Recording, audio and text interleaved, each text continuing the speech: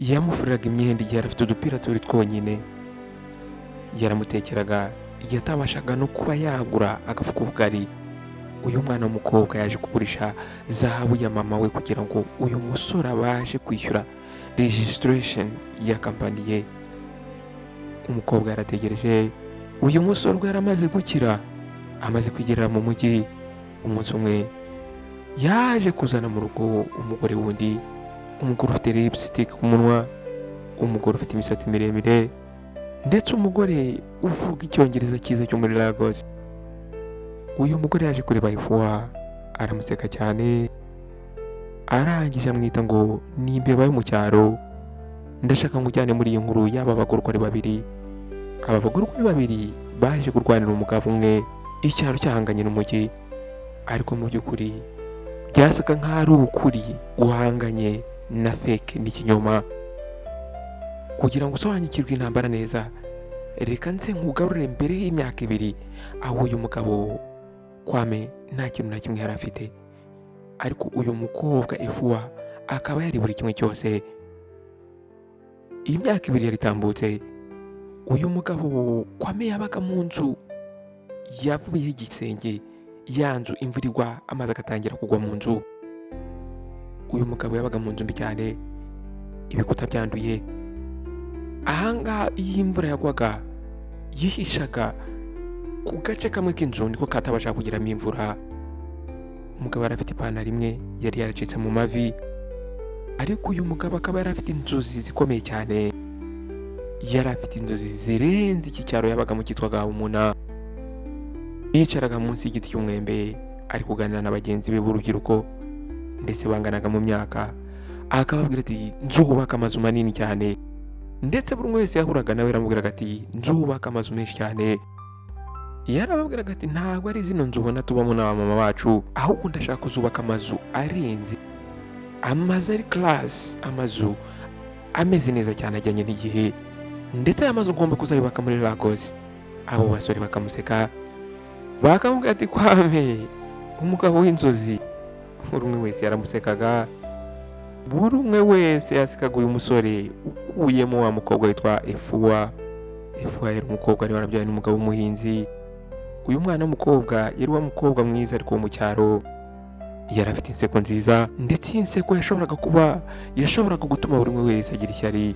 Yambaraga utwenda dusanzwe two mu cyaro, nta makeup yashyiragaho, nta misatsi miremire yashyiragaho nka ya misatsi y'abakobwa mu mujyi tubona ku mateleviziyo.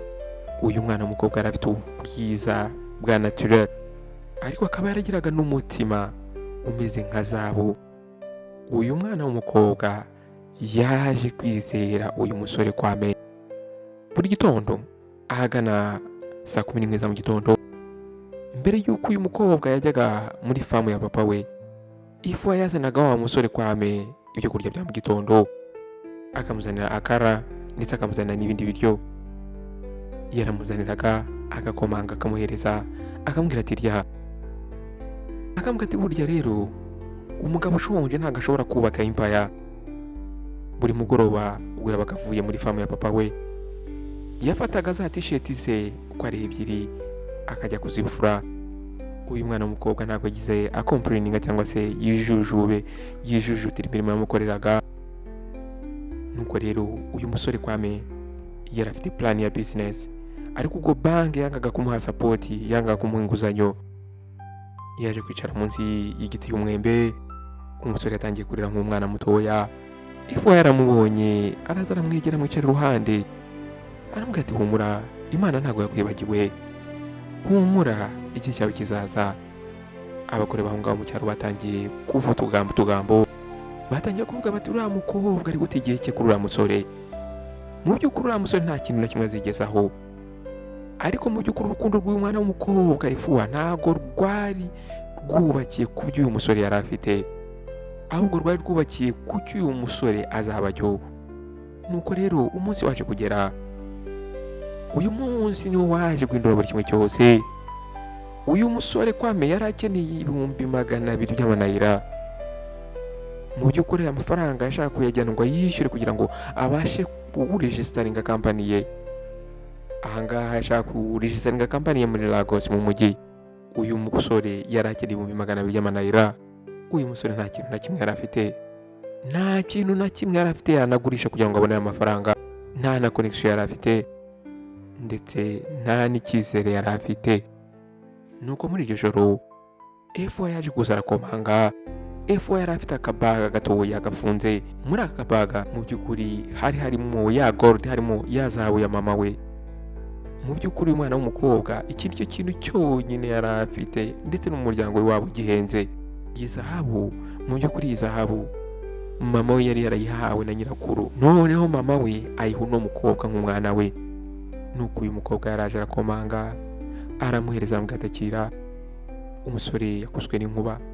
Umusore yaramwitegereje aramubwira ati hoya, uyu ni umunani wawe, iki ngiki nicyo kikwibutsa mama wawe. Nuko umukobwa aramwitegereza aramubwira ati mama wanjye yifuzaga yuko nakwishima, kandi ni wowe byishimo byanjye, ahazaza hawe niho hazaza hanjye, intsinzi yawe niyo ntsinzi yanjye. Aramwatakira. Kwame yahise apfukama. Umusore atangira kurira. Nuko aramubwira ati nindamuka mbishoboye ndarahiriye ku gituro cya papa wanjye, uzambara ikanzu ya nyuma ku isi, ikanzu ihenze ku isi mu bukwe bwacu, ntabwo uzigira buri kintu icyo ari cyo cyose, ndagusezeranyije. Umukobwa aramurebye araseka nk'izuba riri kurasa. Nuko aramubwira ati ntago nkeneye iyo kanzu ihenze cyane, ahubwo icyo nshaka ni uko uzibuka uyu munsi, ni uko uzibuka iki gihe, igihe uzaba warabaye umugabo, igihe uzaba warabaye umuntu ukomeye. Nuko nyuma y'ibyumweru 2 Kwame yaje kuva aho ngaho yerekeza muri Lagos. Nuko abantu baho mu cyaro bose barasohotse mu mazu bamureba uburyo avuye aho ngaho agiye. Mama we yarara aho ngaho. Nuko arangije afata ibiganza by'uwa mukobwa F.O aramubwira ati F.O, urakoze kwizera umwana wanjye, umwana wanjye uramwizeye igihe nta muntu n'umwe ubona yuko ashoboye. Nuko wamubyara aramubwira ati wowe uri umugore we nasengeye kuva kera. Wa mukobwa F.O yaje kubona bisi irenga ubwo yari ijyanye umusore Kwame. Uyu mukobwa yarizeye, ndetse mu by'ukuri yakundaga uyu musore Kwame. Umusore yari yabasezeranyije yuko nyuma y'amezi 6 azagaruka, ndetse nyuma y'amezi 6 yagombaga kuza bagakorana ubukwe. Ariko burya umujyi ufite ibyaho. Kwame ubwo yageraga mu mujyi ibintu ntabwo byagenze neza, yaryamaga nabi mu kumba kamwe n'abandi basore 6. Mu by'ukuri umwaka wa mbere w'uyu musore Kwame wari umwaka mubi cyane. Aba bose uko babanaga uko bari 6 bose bari mu mashakisha inzozi zabo. Ahangaha hari hashyushye mu by'ukuri, urusaku. Mu by'ukuri uyu mujyi ntabwo wari usanzwe, uyu mujyi wari ukomeye kuri uyu mwana w'umusore kugira ngo azabashe gusavayivinga. Ariko mu by'ukuri wa mwana w'umusore Kwame yari afite inzara. Nuko yaje gushakisha ahantu kuri construction site, akagenda agakora ibiraka byo kubaka, ndetse n'ijoro agatangira gukora amaplan y'amazu, agatangira gushushanya. Uyu musore yaryaga rimwe ku munsi, yarangiza utundi dufaranga akatubika. Iyo yumvaga byarangiye kumva intege zashize, yakoraga mu mufuka we akabona ya foto, agakuramo ya foto ya F.O wa mukobwa yasize mu cyaro. Buri cyumweru yajyaga ahantu kuri Kamobile bagahamagara wa mukobwa F.O. Nuko akamubaza ati icyaro bimeze bite. Nuko F.O agaseka akamubwira ati burya icyaro gihora ari icyaro. Nuko rero nyuma y'amezi 12 uyu musore ari kubaho nabi cyane, buri kimwe cyose cyarahindutse. Uyu musore yaje guhabwa contract imeze neza, yaje gusinya contract ya mbere, nyuma haza kuza indi, nyuma haza kuza izindi 5. Wow! Byarangiye rero wa musore Kwame ya kampani yikuze itangira kujya yubaka ama estate. Amafaranga yatangiye kugwa, ntabwo yari amafaranga menshi cyane ameze nk'imvura, ariko yari amafaranga agaragara, yari amafaranga ahagije. Ndetse uyu musore yahise ajya gutura muri estate, yaguze imyenda myiza, ndetse agura n'imodoka. Iyi modoka ni nziza cyane, ndetse ari imodoka imubereye, yajyagamo kumva ameze nk'umwami. Ariko kuri uyu musore Kwame hari ikindi kintu cyahindutse. Kwame yaje guhindura inshuti, ahindura abo bagendana. Uyu musore yari umwe mu basore batoya bo muri Lagos barimo bakora amafaranga menshi. Nuko rero ba basore bagendanaga ubwo bari bari kumwe bari guciringa, baje kureba wallpaper ya telefone ye, baje gusangamo ya foto ya mwana w'umukobwa wo mu cyaro w'ifuwa, yambaye akenda akitero gasanzwe ndetse afite umusatsi wa naturel, afite ka gasimahiri ko mu cyaro. Nuko rero ubwo yabonaga bari kwitegereza muri telefone ye, aravuga ati ni Efuwa, ni umugore wanjye. Kwame ibi ngibi yabibabwiye asa nkaho ari kwidefendinga, arababwira ati uyu mukobwa mubona yari yitanze kubera njyewe, yatanze buri kimwe cyose yari afite ku bwanjye. Abasore barasetse, nuko umwe muri baramubwira ati umuntu uko yakwitangira ni ibintu byiza, ariko bro ugomba kumenya ahangaha ni muri Lagos. Bro ukeneye umwana wa hano muri Lagos, umwana umeze neza, umwana uzamenya club ugomba gusohokeramo, umwana utazagukoza isoni igihe uzaba wagiye guhura n'aba business partners bakomeye bameze neza. Ukeneye umwana w'umukobwa uvuga icyongereza neza, urabyumva neza. Muri ako kanya uburozi niho bwatangiye kwinjira muri wa musore Kwame. Guhera uwo munsi wa musore guhamagara wa mukobwa Efuwa mu cyaro byatangiye kugabanuka. Buri gihe cyose ubwo umukobwa yamuhamagaraga, umusore yamubwiraga ngo arahuze. Ndetse uyu musore yatangiye guhagarika kujya avuga ku byerekeranye n'igihe bazakorera ubukwe. Ndetse uyu mukobwa yamubazaga, yaramusubizaga ati buretse mbanze mbe stable, buretse mbanze nshyira ibintu mu buryo. Ariko umukobwa akamubwira ati ariko urabizi hashize umwaka wose Kwame. Nuko umusore akamubwira ati Efuwa, ntabwo uri hano mu mujyi wowe ntuzi uko biri kugenda, ntabwo uzi uko ibintu bimeze n'ukuntu bikomeye, wakwihanganaho gakeya, reka mbanze nkemura ibintu.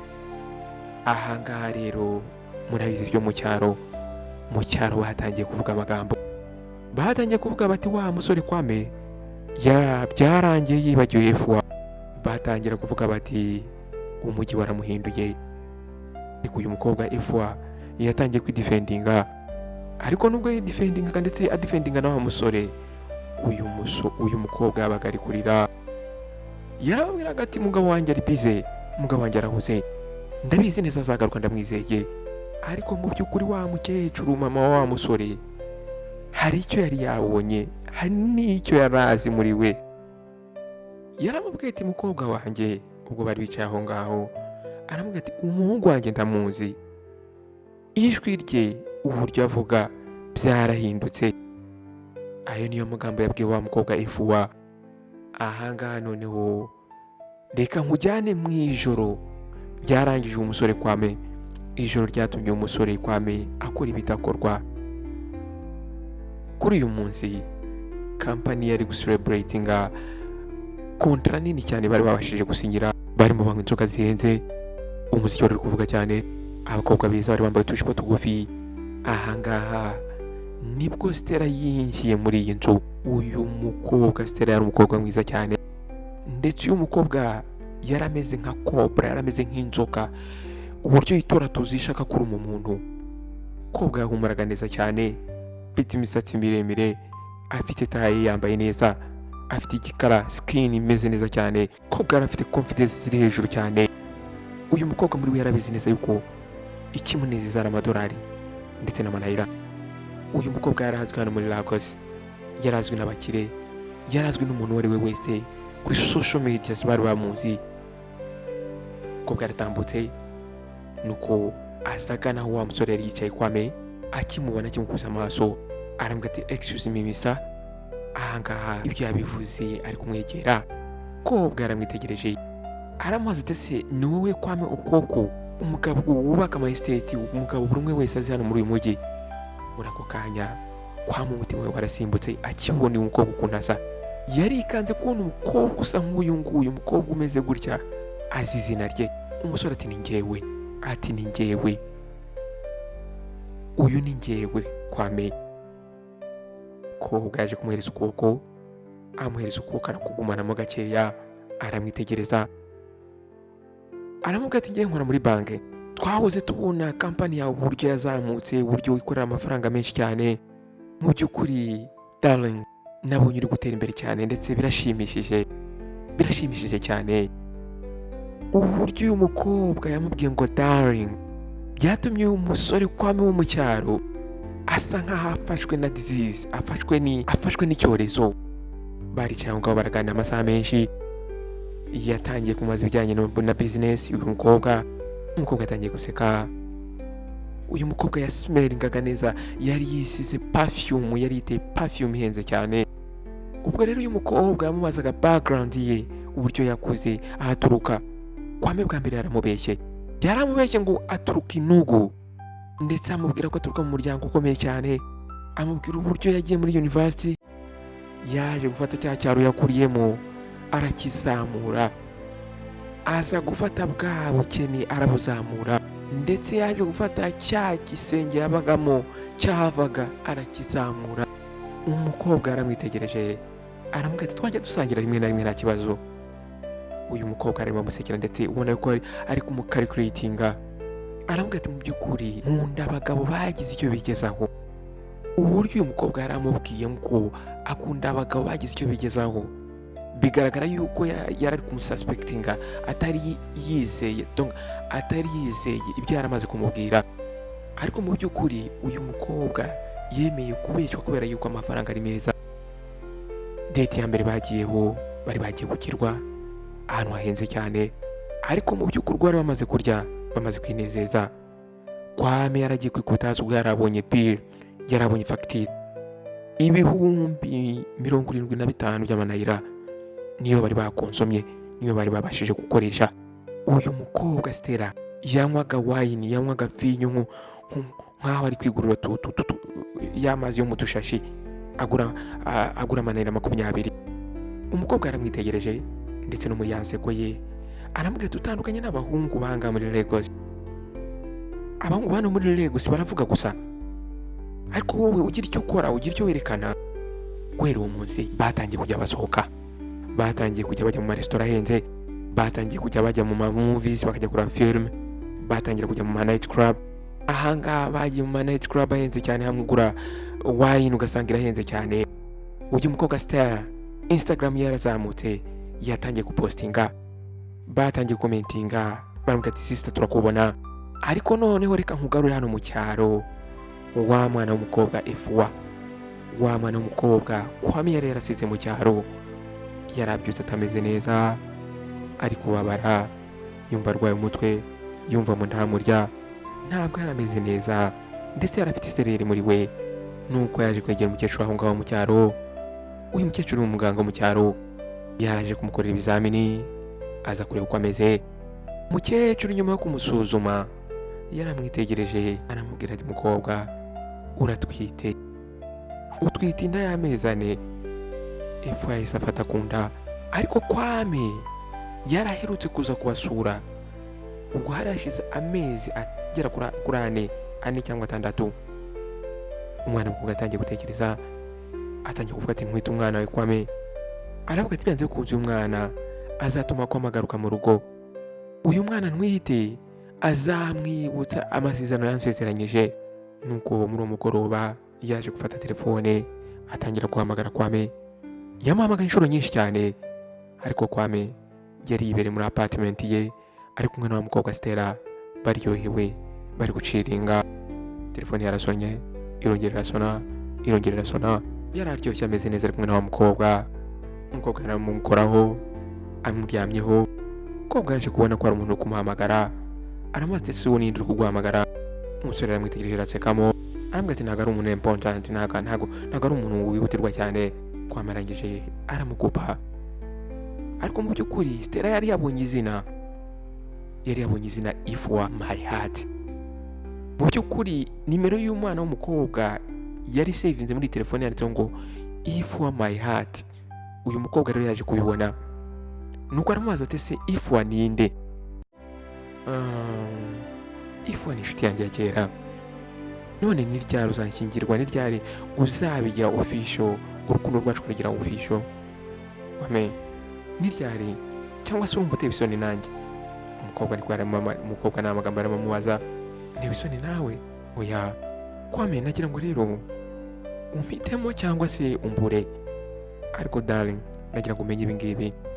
Stella yarahagurutse, arangije amuhagarara imbere ye aramubwira ati njye ntabwo ndi umukobwa mu cyaro kandi nta nubwo jyewe njya sharinga umugabo n'abandi bagore, ndi umukobwa muri Lagos kandi muri Lagos ntabwo tujya dutegereza kandi nta nubwo tujya dukina bwa kabiri. Nagira ngo ugire amahitamo, hitamo icyo ushaka, hitamo uwo uri ubu ngubu. Efwa yaje rero kuguma aha ngaha mu cyaro agumana telefoni ahamagara umusore atamwitaba. Mu by'ukuri Kwame nta nubwo yageragaho byibuze ngo amuhamagare. Ya magambo wa mukecuru yamubwiye yatangiye kugaruka mu mutwe we, amubwira turatwite. Umukobwa yaje gufata ku nda afite ibyishimo ariko afite n'ubwoba. Wa mukecuru mama wa Kwame yaje gusanga uyu mwana w'umukobwa yagiye hano ku mugezi ari kurira cyane afite agahinda kenshi. Nuko uyu mwana w'umukobwa aramubwira ati mama ntabwo ari kunyitaba, nta nubwo ari kumpamagara. Umukecuru araje aramwegera amureba aramubwira ati rero ugomba kujya kumureba. Aramubwira ati burya umugore ntabwo ajya abwira umugabo ko atwite kuri telefone, ugomba kumubwira ko utwite uri kumureba mu maso. Mu by'ukuri uyu mukobwa Efwa nta na rimwe yari yarigeze ajya muri Lagos, nta na rimwe yari yarigeze ajya mu mujyi. Mu by'ukuri uyu mwana w'umukobwa iyo yumvaga stories akumva inkuru zo mu mujyi, yumvaga bamubwira ngo hari abajura, hari ubwicanyi ndetse haba hari abantu baba bari bagiye iwabo. Ariko mu by'ukuri umwana yari atwite yari akeneye papa we kandi uyu mukobwa yari akeneye ibisubizo. Yaje kuguza udufaranga twa tike, yaje gufata ka kitero karakambara, ako kitero kari ubururu, nta makeup yashyizeho. Mu by'ukuri iyo wamwitegereza wabonaga ari umukobwa wo mu cyaro. Yaje gufata umusatsi we anaterera arawufunga, arangije afata bisi yerekeza mu mujyi. Urugendo rwo kuva hano mu cyaro kugera mu mujyi rwamutwaye amasaha 8. Nuko ubwo yagera hano muri Lagos yahise mwakira urusaku, abantu birukanka, bamwe bagenda abandi bagaruka, inyubako ndende cyane. Nuko rero yaje kugera aha ngaha ku biro cyangwa se kuri office ya Kwame. Aha ngaha mu by'ukuri uyu musore yari amwohereje address ya office ye muri telefone ubwo mbere bakiganira. Aha ngaha rero ari mu mujyi wa Ikeja. Yahise yinjira mu rugi rw'ibirahure, inzu yose ari ibirahure. Yahise azanga kuri reception aravuga ati nashakaga umusore witwa Kwame Onkonko. Aya magambo niyo yavuze abwira muri receptionist. Umukobwa aramwitegereje amuhera ku birenge amugera ku mutwe, areba kakitero ko mu cyaro, areba umusatsi. Nuko aramubaza ati se mwaba mwavuganye? Nuko umukobwa aramubwira ati ndi fiance we. Umukobwa yahise atungurwa. Nuko umukobwa aramubwira ati bategereje aho ngaho gatoya.